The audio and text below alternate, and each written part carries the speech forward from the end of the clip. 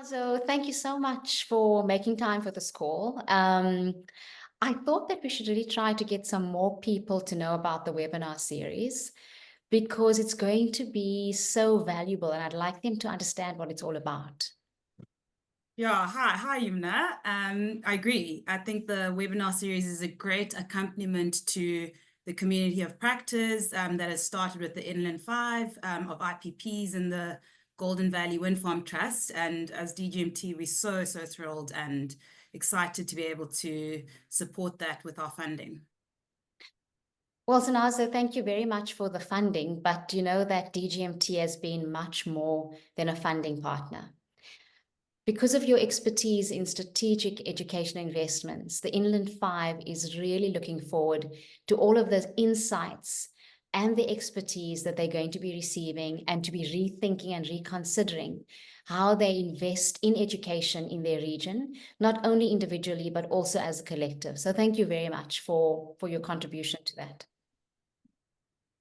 Oh. And what the webinar series allows for is that not only the Inland Five get to benefit from the wisdom, expertise, and the potential programs and service providers that DGMT has been working with, and that any IPP, community trust, or support organization of them can join these webinars and learn more about how to make funds invested in education go further and achieve greater impact.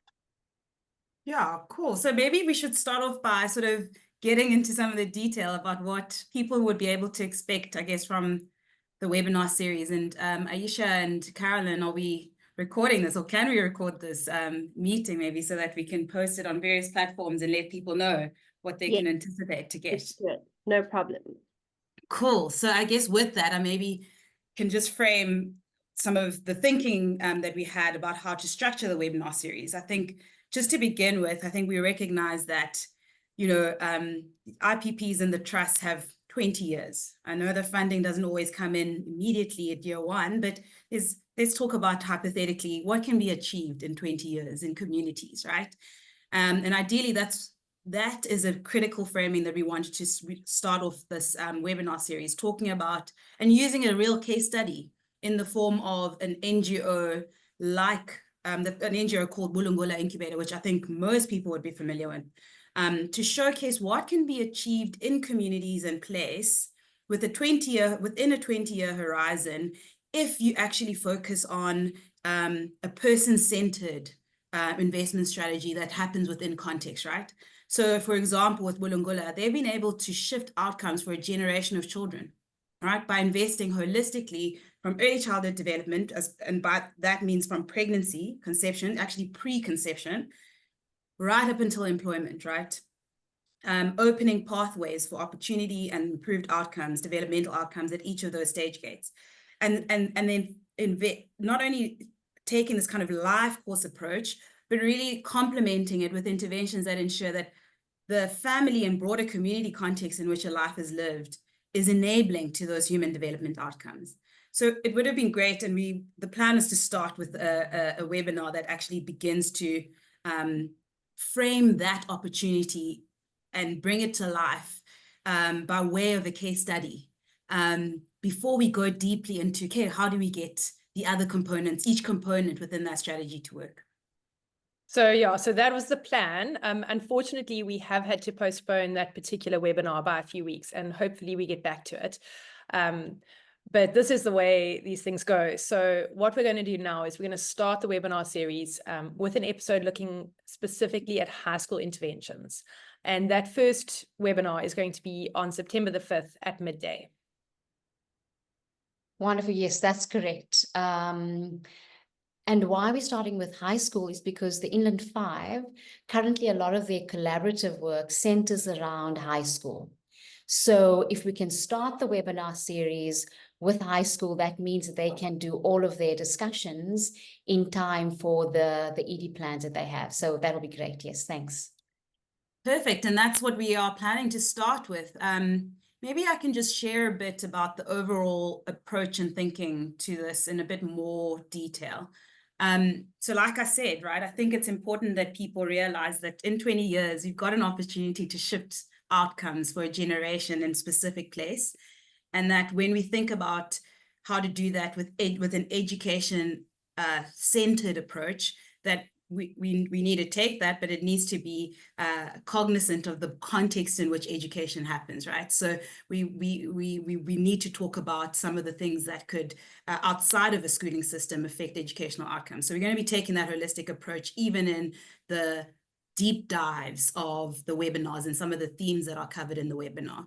And so, yes, we start with webinars from early childhood development and thinking about that holistically, moving to schooling interventions for foundation phase, high school, what do you do for post-school education and training? And then importantly, not every child goes into post-school education and training. And so what is existing in South Africa in heaps, unfortunately, is this group called the NEET young people, right? It's an acronym standing for the young people who are neither in education, employment, or training. What do you do for them, right?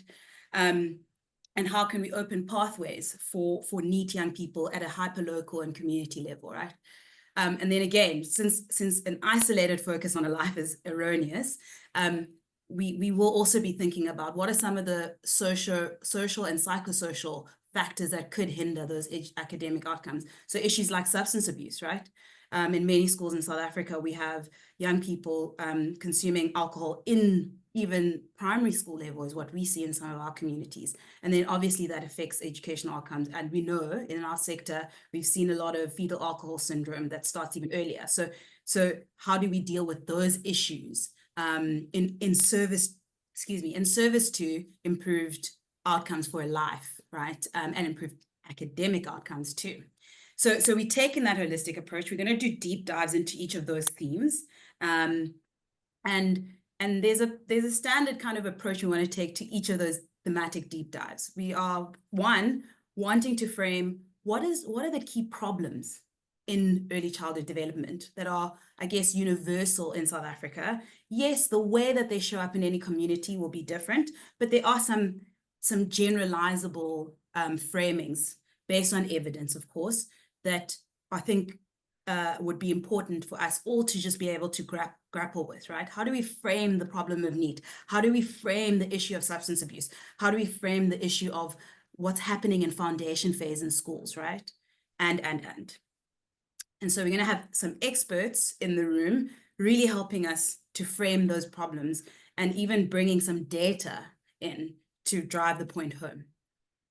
Then once we have a sense of what the issues are that we need to target, right? Then we have to say, well, what are some of the critical solutions that we should be considering around those issues?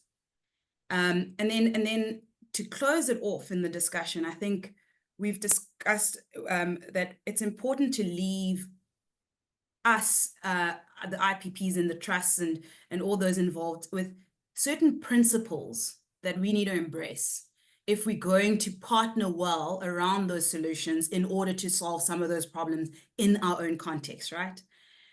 Some of those things are, how do we think about landing programs and interventions, not in a top-down way, when we already come in with a sense of what the issues could be, right? What does that look like? How do we think about, sustainability of interventions? How should we think about time, right? What is long-term? How much time do we invest in these partnerships in order to realize the outcomes that we're looking for?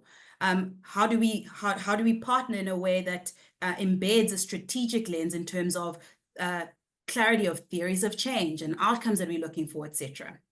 And then importantly, giving the sector practical tools that they can then walk away with, right? We've discussed how in addition then to the webinars, we want to leave behind either on the Inspire website or whatever resources that articulate who are the potential programmatic partners that speak to some of the solutions IPPs would have heard, that they can immediately reach out to then take things forward for their own communities, right?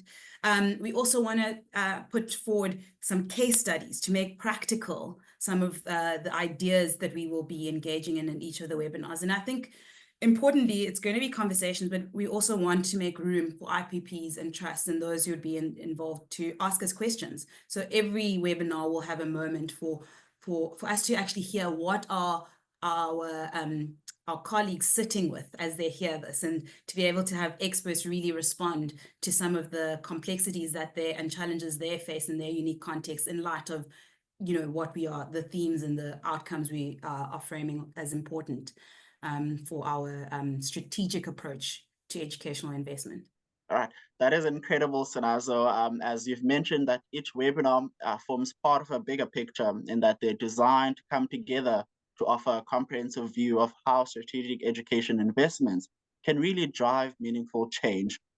And in that each webinar will be informative and can be used on its own and as a standalone as well, depending on how useful it can be applied to a different context. But it is really important to look at the bigger picture and how these really relate to each other, and how the trend, can be followed to make meaningful investment and change as well.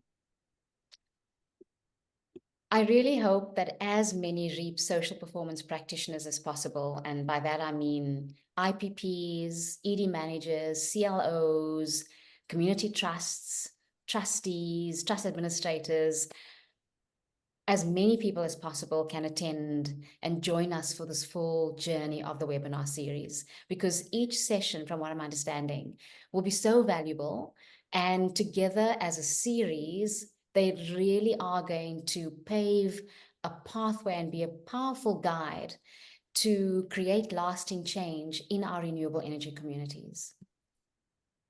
Yeah, that's so true. So it's actually going to be quite a pity for someone to miss one of the sessions, because then they might miss out on those key insights that could enhance, their understanding of the entire approach. But life does happen, and if someone does miss a session, we are going to record them, and we will make sure that they are available to catch up on. Okay, but who really ever goes back to watch, missed meetings or missed webinars? Not me. That is a risk, that's true. So Aisha, if you can, let's please load all of those sessions onto the Inspire website as a learning resource, because it'll be so valuable for people to be able to go back in case, not only right now, but in the future, if they'd like to make strategic educational investments, they can always go back to the Inspire website and have a look at this as a resource to learn from in the future. Okay, perfect. We'll definitely do that then, and make sure that it's available for everybody. Thank you. So Aisha, between us and DGMT and Inspire, we definitely have our work cut out for us. We want to make sure that we get the message out there and ensure that as many people as possible know about this awesome education webinar series. Yes, yeah, let's get the show on the road. Woohoo!